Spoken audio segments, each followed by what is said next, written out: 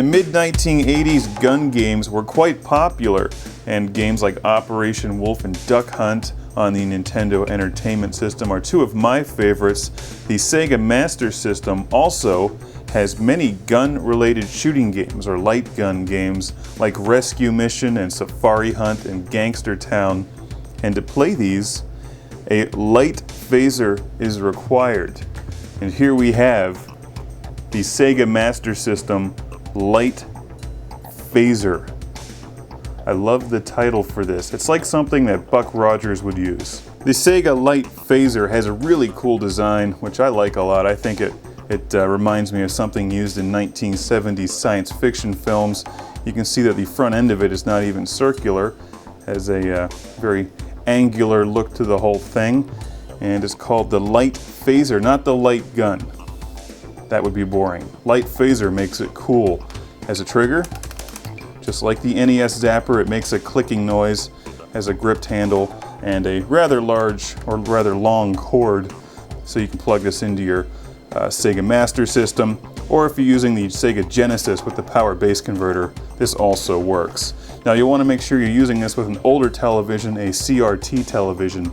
These do not work with LCD high definition televisions or front or rear projection. So keep that in mind. It doesn't shoot light. Everybody always thinks I'm serious when I say these things shoot light. No, it reads information off the television screen. It shoots imagination. There's nothing wrong with this Sega Light Phaser. However, when I play games with it, it does have a strange feel to it. It's not very well balanced, if that makes any sense. I mean, I don't know how much balance you need for a plastic light gun, but the NES Zapper and the Sega Genesis Justifier feel far more solid than the Light Phaser. This is kind of flimsy for a Sega product. If you've watched Classic Game Room before, you know I have dozens of joysticks and various hardware peripherals for Sega.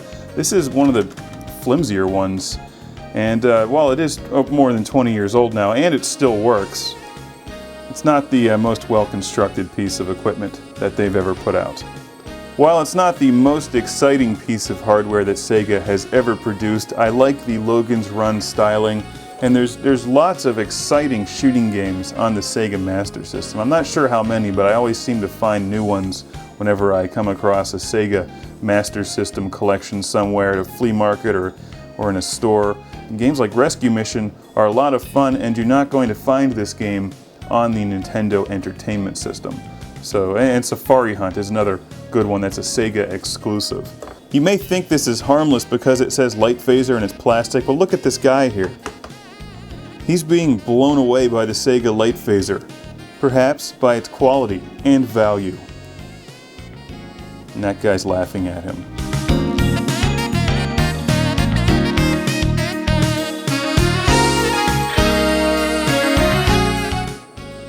While the Light Phaser is definitely exciting and all, what I'm really hoping that they produce in the future is the Sega Flamethrower, which would be a lot like Spaceballs the Flamethrower, except it would just be Sega the Flamethrower. And that would work with a CRT television as well as LCD and plasma screens, and just simply light them on fire. You'd get a lot of points for that.